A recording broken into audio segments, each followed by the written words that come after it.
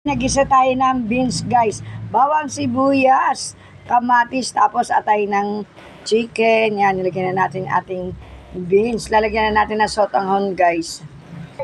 Okay guys, ayan. Sinabawan na natin siya kasi nilagay na natin yung dalawang pirasong sotanghon guys. Yung maliit na sotanghon. Ayan.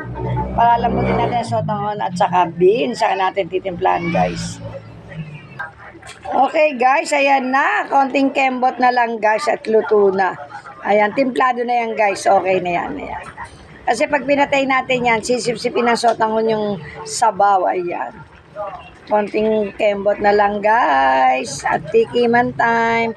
Alam nyo ba guys, partner to nung aking yung buffalo chicken feet. Ayan, namaya. Sa tikiman time, makikita nyo guys. Ulam, ginisang beans na may atay ng chicken. Ayan, at saka buffalo chicken feet for lunch. Ayan, plating na tayo guys. Good job. Okay guys, tikiman time na itong ating ginisang beans. Ayan. Sabi sa inyo, lumalapot eh.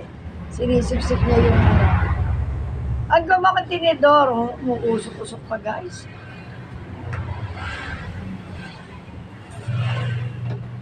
Ito ang ulam namin guys for lunch. Ito yung yung buffalo chicken beef. Init.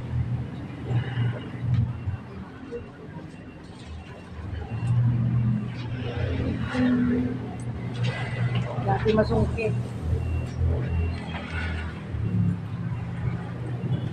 Paso-paso. Kasi mamaya pa ako kakain guys. Pag-uwi ni Daddy Beth.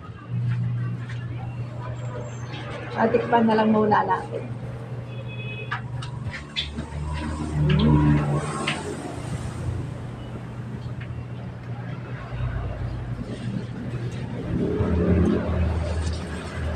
Init yun.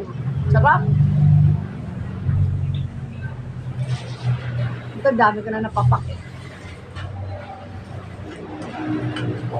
Tama-tama na yung atay natin.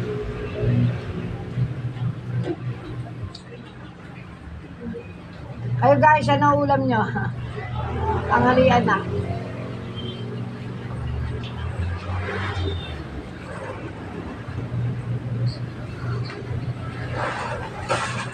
Sarap ng sotanghon.